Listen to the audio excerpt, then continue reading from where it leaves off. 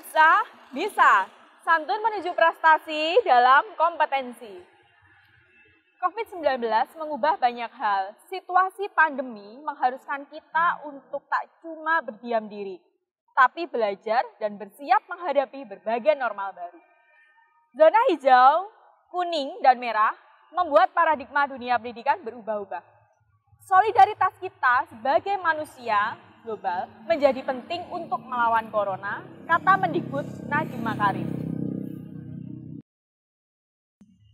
Pendidikan di dalam pandemi COVID-19 ini mengalami perubahan dan kemajuan yang sangat pesat. Guru secara tidak langsung harus dituntut untuk melakukan pembelajaran secara daring ataupun jarak jauh. Nah, bagaimana tentang aturan atau persyaratan pendidikan saat ini dan bagaimana kalau dalam masa pandemi COVID-19 siswa masuk sekolah? Temukan jawabannya hanya di Skapsa Stories, belajar dalam obrolan. Salam Skapsa, bisa, santun dalam prestasi menuju kompetensi. Aturan pendidikan di masa pandemi ini akan menjadi topik Skapsa Stories kali ini. Kemarin-kemarin kita sudah mendengarkan solusi dan arahan dari bintang tamu sebelumnya. Nah, pendidikan di dalam pandemi COVID-19 ini mengalami perubahan dan kemajuan yang sangat pesat. Dan guru pun secara tidak langsung dituntut untuk melakukan pembelajaran secara daring. Nah, bagaimana tentang pendidikan saat ini dan bagaimana kalau dalam masa pandemi COVID-19 ini siswa masuk sekolah? Langsung saja kita bertanya kepada narasumber kita, yaitu Bapak Ibda Ibnu Sai dari Kanit Bintipmas Satbinmas Polres Kediri Kota. Hanya di Skapsa Stories, belajar dalam obrolan. Selamat datang Bapak Ibda Ibnu Sai. Bagaimana kabarnya hari ini? Alhamdulillah, sehat-sehat selalu. Oh ya, alhamdulillah. Bapak, bagaimana kesan setelah memasuki Skapsa Studio Official? Kesan saya, jadi saya merasa senang sekali ya bisa di tempat ini yang begitu indah ya, begitu indah dan bisa suasana yang menyenangkan lah ya.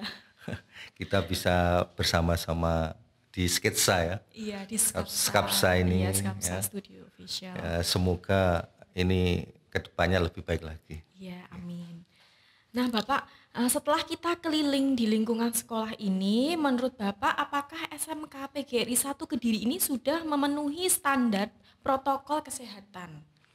Baik, Mbak. Jadi begini, setelah kami tadi datang ke sekolah SMK PGRI 1 ini, kenyataannya ya, begitu saya datang sudah oleh petugas itu diarahkan untuk menuju ke tempat cuci tangan dulu.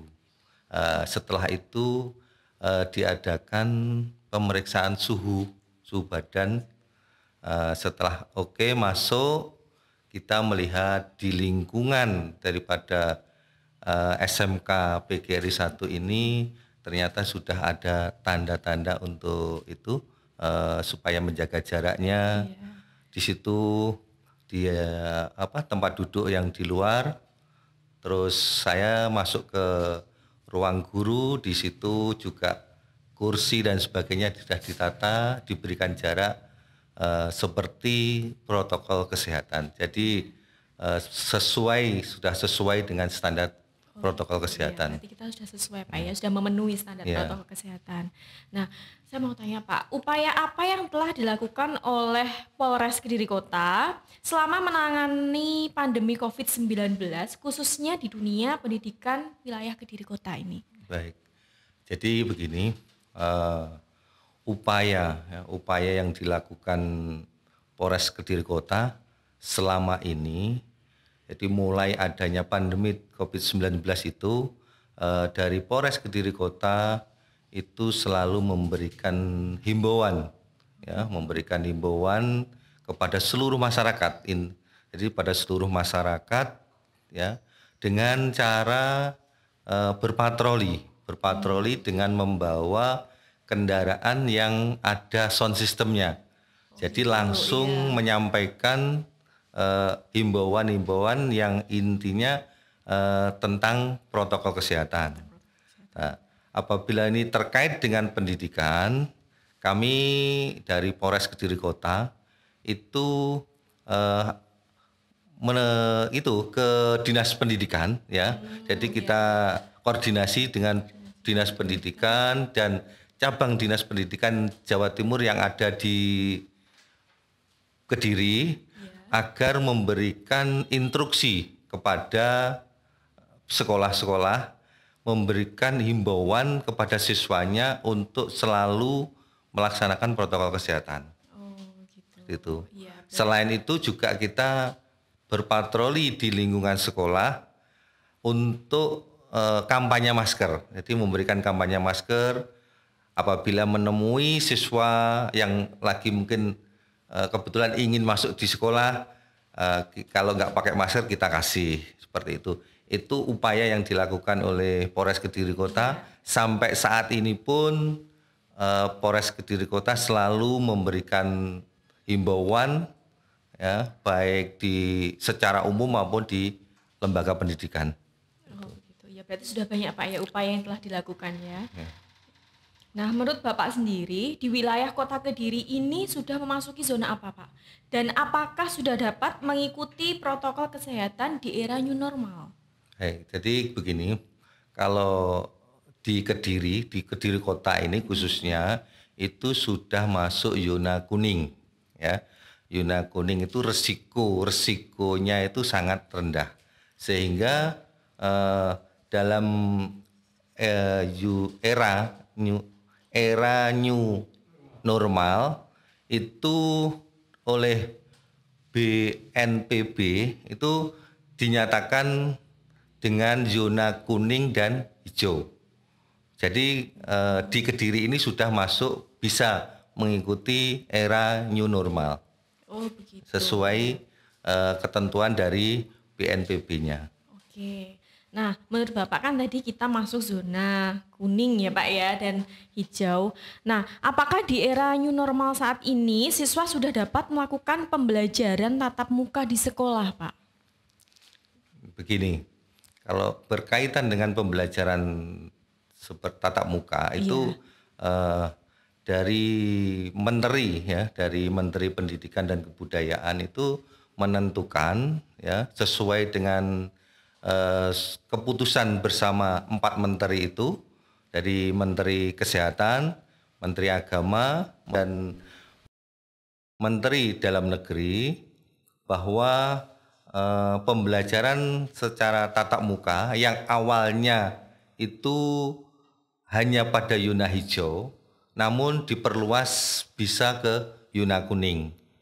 Namun itu semua ketentuannya pada pemerintah daerah. Jadi ketentuannya pada pemerintah daerah dan pihak sekolah. Oh, gitu. Jadi dari Menteri Pendidikan itu hanya memberikan rambu-rambu saja.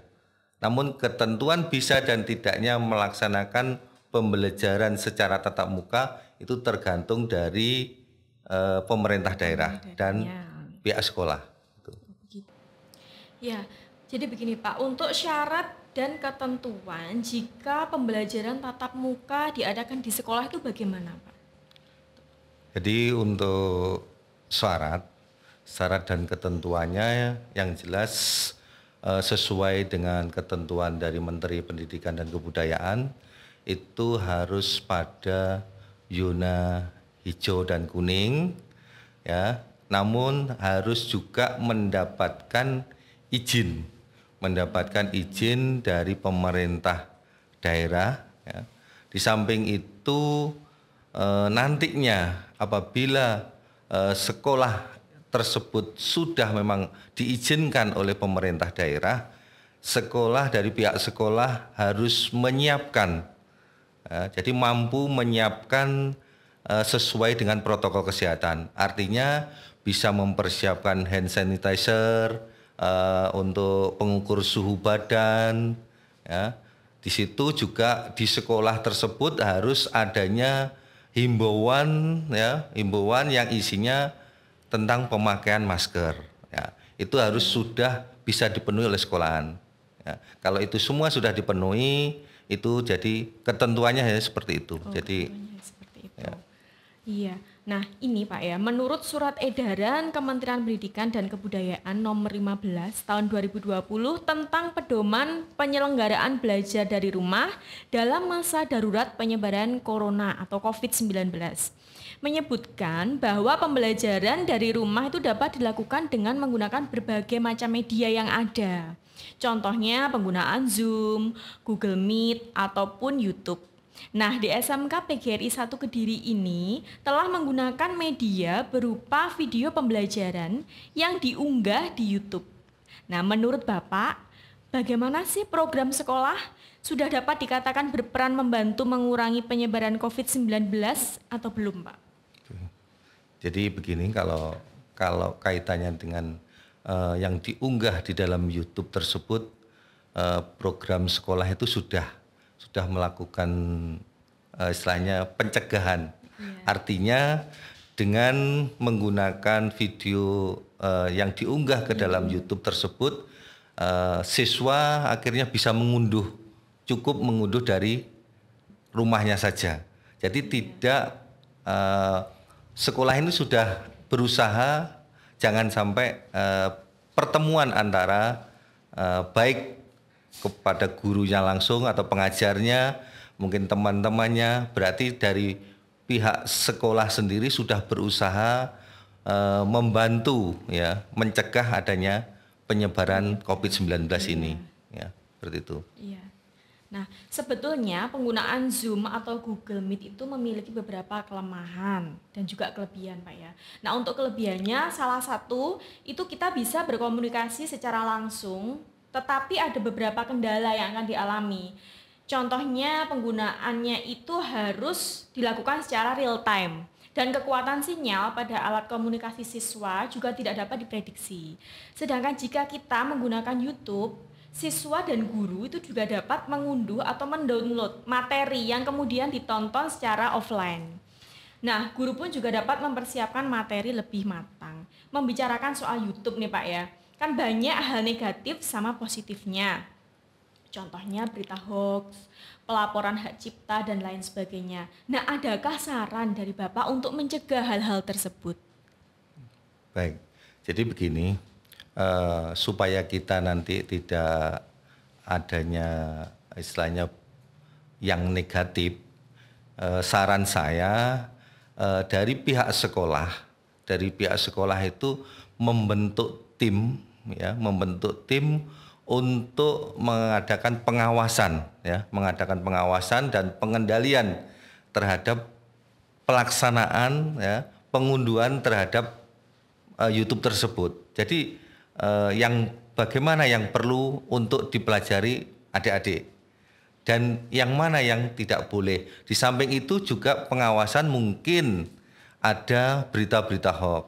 Otomatis dari tim tersebut harus selalu mengawasi supaya nanti kalau ada seperti hal-hal yang seperti itu, otomatis dari tim tersebut bisa mencegah adik-adik tidak mengunduh YouTube tersebut. Oh begitu, iya. Terima kasih Bapak sarannya. Nah, sekarang beralih dari video pembelajaran Pak ya. Sekolah SMK PGRI 1 Kediri ini juga mempunyai program latihan mengemudi khusus siswa. Nah, kira-kira syarat atau ketentuan apa yang tepat bagi sekolah untuk membuka pelatihan mengemudi khusus siswa di masa pandemi ini? Baik, begini.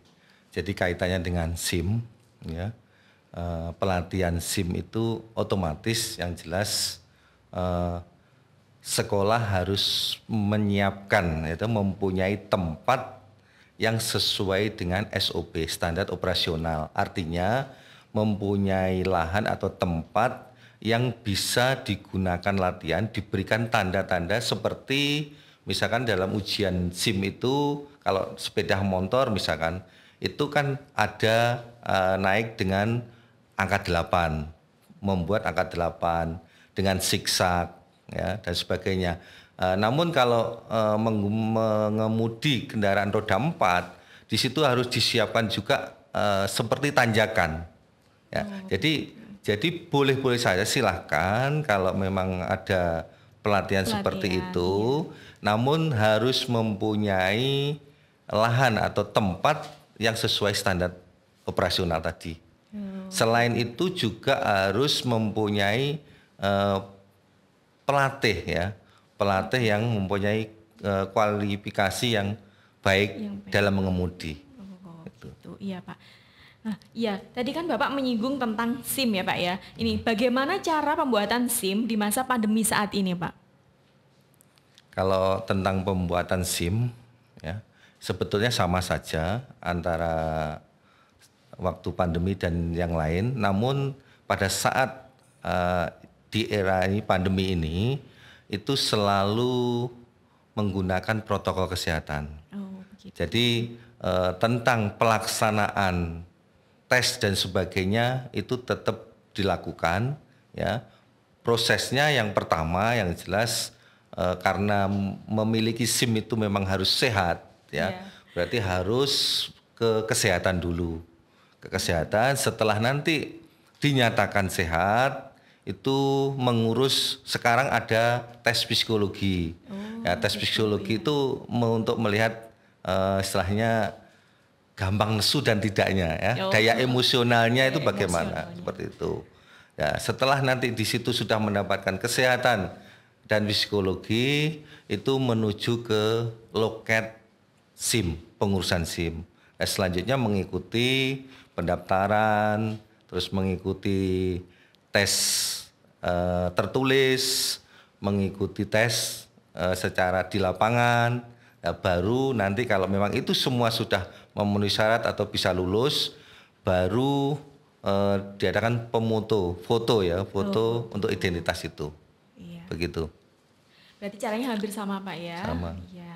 Nah, menyinggung pembuatan SIM tadi, selain SIM sekarang Pak ya kan ada razia masker. Menurut Bapak, apakah razia masker ini dinilai efektif untuk mengurangi penyebaran COVID-19? Baik.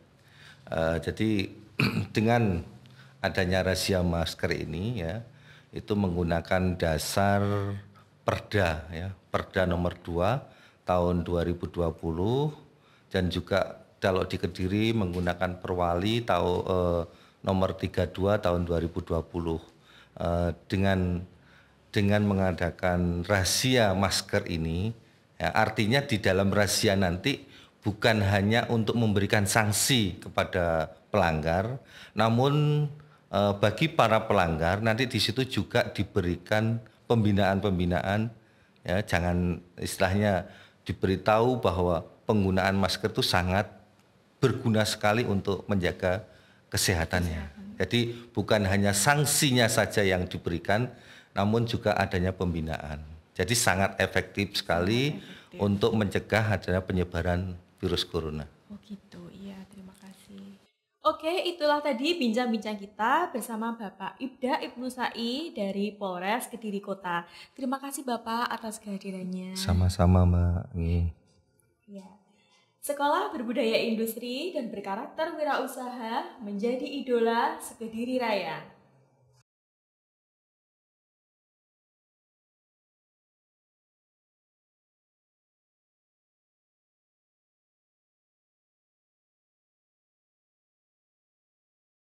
Oke, itu tadi obrolan kita bersama Bapak Ibda Ibnu Sai dari Polres Kediri Kota. Jangan lupa untuk like dan komen untuk mendukung acara ini. Share jika menurut kalian video ini bermanfaat. Subscribe dan bunyikan loncengnya agar kalian tidak ketinggalan video-video selanjutnya. Terkadang perubahan akan terasa berat, namun mau tak mau kita semua harus mengikuti perubahan tersebut.